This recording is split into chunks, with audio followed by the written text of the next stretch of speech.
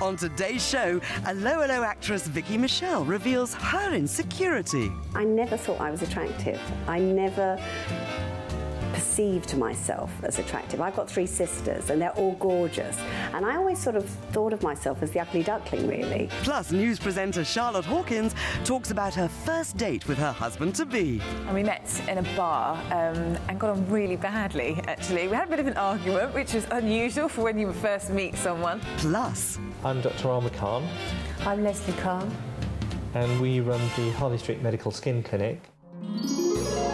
As a little girl, I had a very clear idea of how I thought my big day would be. It would be the big meringue dress, it would be the traditional big white wedding, the horse-drawn carriage and everything. I guess as you get older, you sort of think, not sure that will be the route that I'll go down, but I think you do. I have still ended up with pretty much the big white wedding and all the trimmings. But it stayed quite true, I think, to the vision I had when I was younger, apart from the horse-drawn carriage, I have to admit, which I was a bit disappointed about, but I think it would have taken me most of the day to get to the reception venue if we had done that. I think my most embarrassing first crush must have been Bros. I absolutely loved them. I had posters of Matt and Luke on the wall. Didn't really mind which one, but yeah, I think either of Bros would have been up there on my #1 hit list for my embarrassing crush. I'm ashamed to admit it. My first memories of young love, I think I got to the stage where you really like a boy, you get on really well with him, and then we decided to start going out, and it all went wrong from there completely. We could barely even speak to each other. It was so embarrassing. No holding hands, no nothing. So sadly, I think that's my first memory of young love. But fortunately, very fortunately, it's got a bit better since then. A lot better, in fact.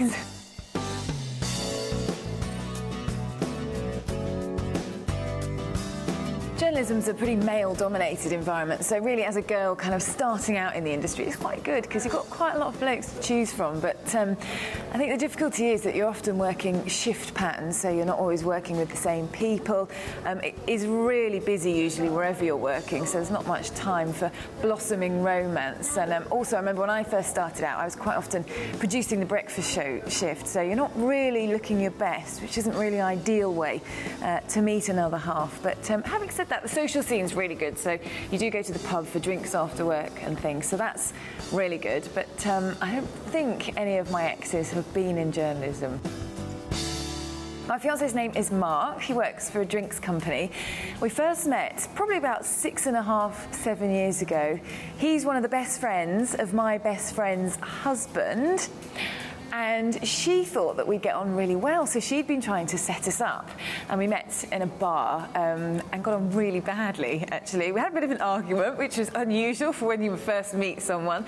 But I guess maybe it was a sign of that chemistry that was to come. And then the next time we met was actually at their wedding. He was an usher and I was a bridesmaid, and I have to say, as soon as I saw him, it was, completely love at, I guess, second sight. So I made a complete beeline for him and did the old flirty thing of, oh, could you just help me zip my dress up? And anyway, seemed to do the trick, as now, 6 years later, we're getting married. So. Hello, Charlotte. How are you? I'm good, thanks. How are you? Yes, very good. Mark and I have been going out for 5 years when he proposed. We had lived together for much of that 5 years because we did move in probably about 4 months after we started seeing each other, which did take some people by surprise, but I think we both knew that we were the ones, we were the right people, so didn't need to hang around. And I think it got to probably about the 5th year, and I thought, I wonder if he'll ask sometime soon. And we'd sort of had an understanding that at some point we would get married, but we weren't in any rush, so it wasn't a big deal.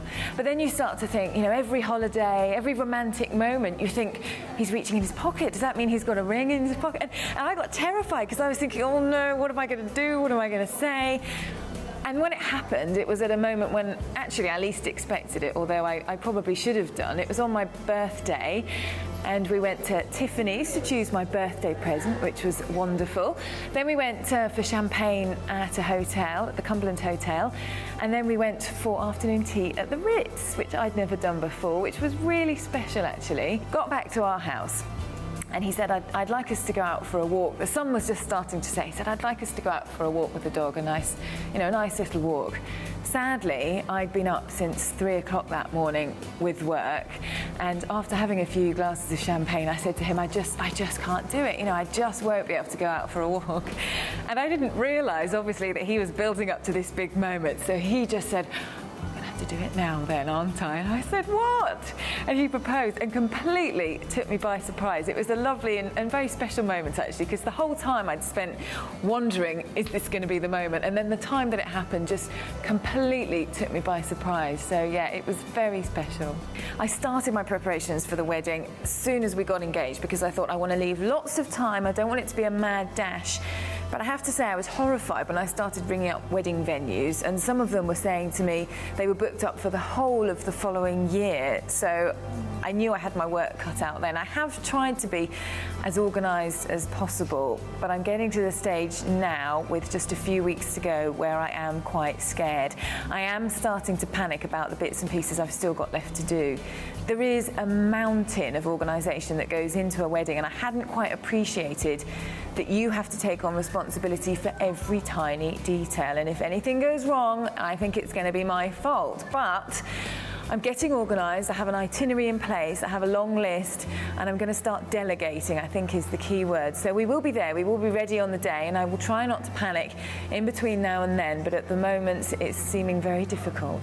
I love the beading here, I'm really pleased with that. I had a picture in my mind about what wedding dress I wanted, and I thought I was quite clear about the kind of style I wanted. I wanted a strapless dress, I wanted quite a full skirt, and I definitely had to have detail at the back, because I thought when you're in the church, a lot of the time people are just looking at the back of your dress, so it'd be nice for them to have something to look at. However, when it came to it, that wasn't the dress that I ended up with at all. It's got no detail on the back, it does have a train, but it's quite different in its style, and I think as soon as I tried it on, I knew that it was definitely the right one for me, but it wasn't at all the dress that I pictured I'd end up with. I'd say the wedding preparations have been quite stressful. There are parts that are enjoyable. Once you've got things booked, it does make it a lot easier. The going out and shopping bits, they're quite enjoyable, but again, you've got the stress of, have I got the right tiara? Is this going to match the dress? Where am I going to get my necklace from? Is that going to match the dress? Is that going to match the tiara? So all in all, it has been quite stressful and not as enjoyable as perhaps I thought it would be. You look absolutely stunning, you look fabulous, you look gorgeous in it. Thank you.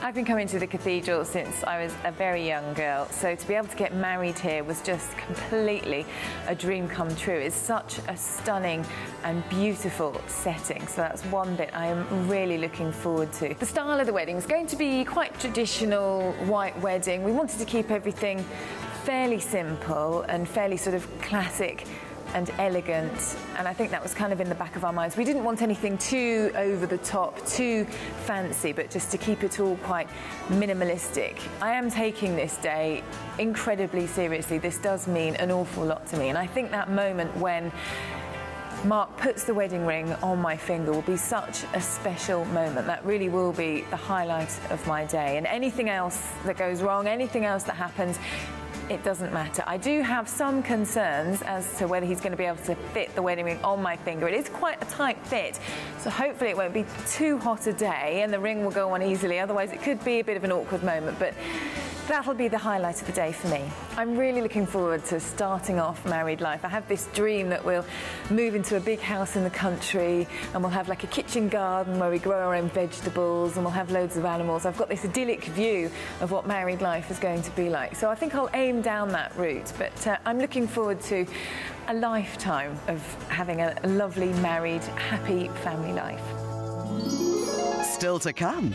We were in his bedroom and having a quiet conversation, as you do, and he said, I'd like to marry you, and it was sort of in general conversation, and I went, oh my goodness, okay, let me think about it, and of course I said yes, because he's gorgeous.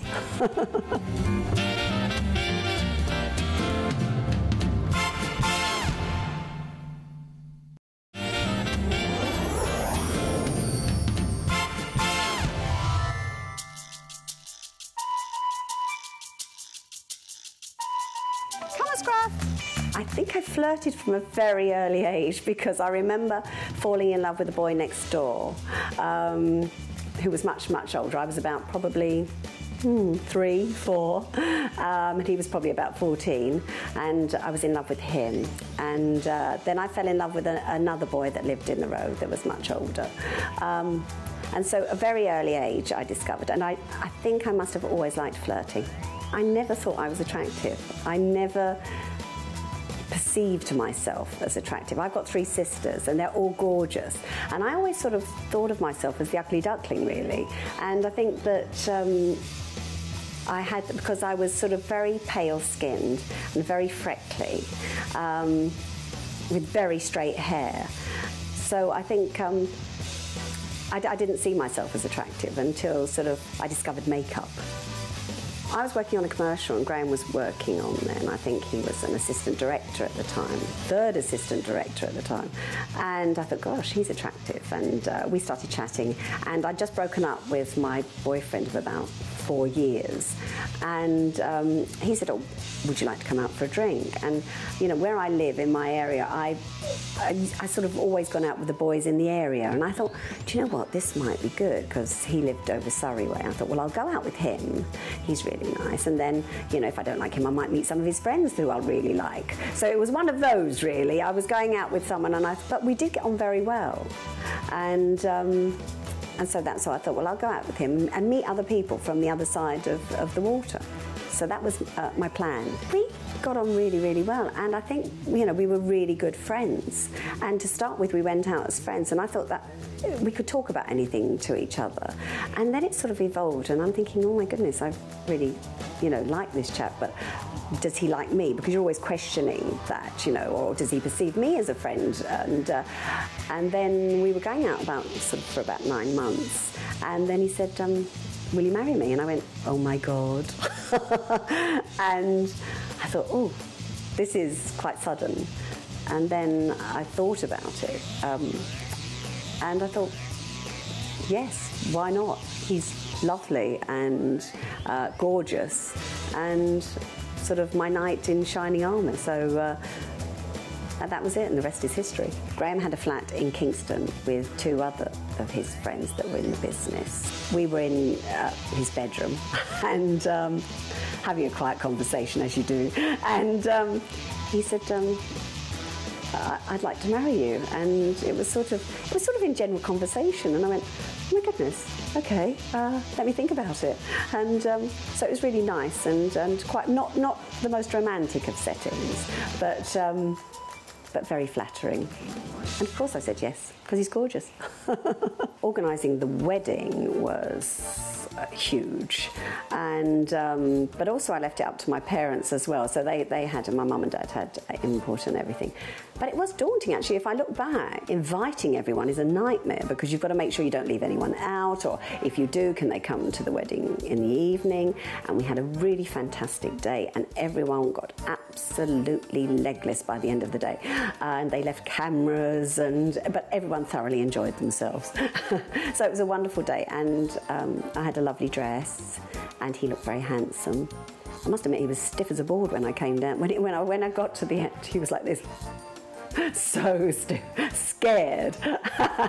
We got married in 1974, which is God, it's an eternity. I'd have gotten less for murder. And we had lots of family. And it was mostly about 200. There was enough with the family, about 200 people.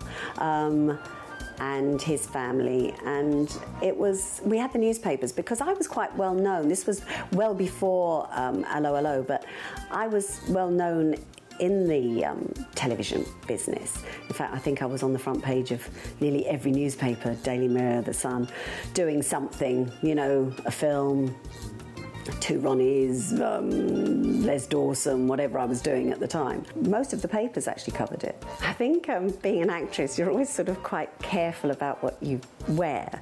And my sister's mother-in-law had a dress shop, and she said, Vicky, I'd like to give you one of your dresses, you know, if you want to.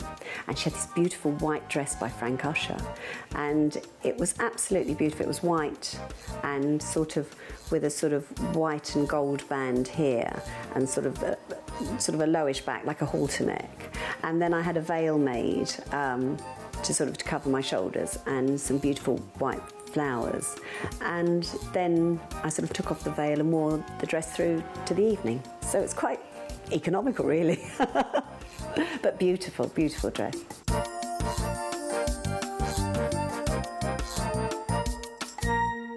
When we first got married, we were both working quite a lot, and he's a director of photography and directs, so he was working away quite a lot, and I was working quite a lot here. So we I think we lasted so long as well because we weren't in each other's pockets, but we understood each other's business. You know, we understood the business. And so we'd come together, and probably it's kept it more romantic because you're not seeing each other all the time. I had a lunch by the Heritage Foundation in my honour, which was lovely. And I think it's in here somewhere, if I can find it. Lovely people there. Ah, here we are. We've got Wendy Richards, got Bobby Davro, Roger Kitter, Jeremy Lloyd, PJ Proby, Richard Gibson, got all the Allo Aloes there. It was fantastic. I just thought, I'm never going to get pregnant because it just didn't happen. And then all of a sudden, I got pregnant with my daughter Louise, who is now 18. And that sort of brought us even closer together. And you know, you have a child, and I think that it's very important to make sure that she's stable, she has a stable family life, and we were both aware of that. And it made us better people as well. So we've been very, very happy as well since Louise. The secret of a successful marriage is you really have to like the person you're with, I think, and you have to work at it. And both of you can't have it, but both of you have to work at the marriage, and you have to understand each other and give and take. It's really, really important. I'm Dr. Alma Khan. I'm Leslie Khan. And we run the Harley Street Medical Skin Clinic. We've got about 6 patients coming in before lunchtime. And we've got a lipo and 2 laser resurfacings as well. I think a lot of celebrities have Botox anyway. Is that a terrible thing to say, isn't it? But it's true. And I think that we do something called wedding Botox, which is a very, very light Botox, so that people don't look particularly different. They just look fresh, and that's what we really aim to do with the celebrities anyway. And I don't really think that celebrities are any different to ordinary people that are getting married. You know, everybody wants to look their best for their wedding day, and what we try to do is just give them a freshen up. So it might be a very light glycolic peel, it might be sometimes a laser peel, but always a little bit of Botox, just to freshen up between here, around the eyes, and sometimes a little bit of filler. Get your notes. Yeah. Okay. Take those through. Yep, go straight through. And I'll see you a bit later. You know, a lot of girls want these really tight, slim-fitting dresses, so they're worried about the tiniest little lump that we wouldn't worry about particularly. And so we've got lots of laser treatments that will help just to slim them out and to help with a bit of cellulite on the thighs, that sort of thing. So they're probably the most popular things, I'd say. Yeah, I mean, there are 2 types of Botox, and we do the traditional Botox as a wedding Botox, which freshens people up, and it doesn't give them the frozen look. That's not something that we go for. But it does make them look less tired, opens their face up a little bit. And then the other Botox is what I would call emergency Botox. That's botulinum B, which acts very quickly but only lasts a short period of time. So if somebody is really desperate and they say, oh my God, I've got a wedding, you know, within sort of 2 or 3 days, I need some Botox, I want things done quickly, and then, you know, that's something we can look at. Hi, I've got your list here for you for today. Smart Lipo is absolutely fantastic for cellulite. It's the only permanent resolution for cellulite, but it's a minor surgical procedure which is minimally invasive. It's done under local anaesthesia, and recently we had Sophie Anderton come in for another programme to have her cellulite looked at and little bits of fat sorted out for her. If you just have a feel down here, you can feel where it's gone down, and you can feel the cellulite. Our celebrity client base is quite wide. We've got everybody from pop stars to, you know, people who act on the television. You know, a lot of American movie stars actually, they come over here, they come, they see us, politicians. Yeah, all the way through to foreign ministers. Yeah, everybody. I mean, it's just a huge client base. But I mean, they could spend anything up to £10,000 in a year. It's not unusual for somebody to spend that amount of money in a year, is it? Well, I think commonly people would spend anywhere between £600 and £1,200. There you go. Do you need anything else brought down? No, that should be fine. Thank you. Okay. All right then. That's great. Thanks. I'll just bring her through. Okay. Thank you. I'll just get her up on here. When people get a nice result, they want more of it, and they think more is better. What we try and encourage people to understand is that less is more in our industry, and people can look absolutely fantastic with a little tweak here and a little volume there, and you know we try and encourage that. And you know the ideal situation would be that they come back and say, all our friends said, or my husband said, you look well, you look well rested. Yeah, nobody wants everybody to know they've had something done. They just want to look good for their age. Put that back to him. She looks a lot better, doesn't she? Yeah, she's looking great improvement really there. good. Yeah, good. We met through work, and I was distributing a medically based skincare at the time, and Dr. Khan was one of my customers, and he was very unhappy with the service that he was getting. So I came along to try and save the account, and unfortunately lost the account and got a husband instead. Because I did say at the time, you know, he was very unhappy with what we were offering him. Not the product, but the service. And the more we spoke, the more entrenched we got. And so I did never ever get involved with any of my customers. So when I told him that, he said, well, I'm going to close the account anyway. He proposed on one knee, very romantically, very surprised. I was very surprised at the time. We've got a converted church apartment in Birmingham, and it was there, wasn't it? Yeah, I think it was over where the altar would have been. Yeah. So it was a bit disconcerting. Yes. And the wedding, it was a very family wedding, so it was lovely. We had a wonderful day, and it was just very close friends and family. And it was marvellous, and it was in Birmingham, and we had the reception in the church because it seemed very apt that it all started there. It's lovely. It poured down with rain, terrible weather, but it was a lovely day. Yeah, we didn't notice the rain, really. We didn't notice the rain, no, it was lovely. Yeah. Next time, from Hollywood, Tabitha from Bewitched, alias Erin Murphy, recalls her childhood aspirations. When I was a little girl, I always thought that when I grew up, I would be a princess. I didn't really get that I had to marry a prince. I just assumed that I would be a princess and have a fairy tale wedding. Plus, Man on the Moon Buzz Aldrin and his wife Lois on how they complement each other. There were folks that said to me, they'll never be able to keep up with this gal. And some of my friends said to Lois, better be careful. You may not be able to keep up with Buzz.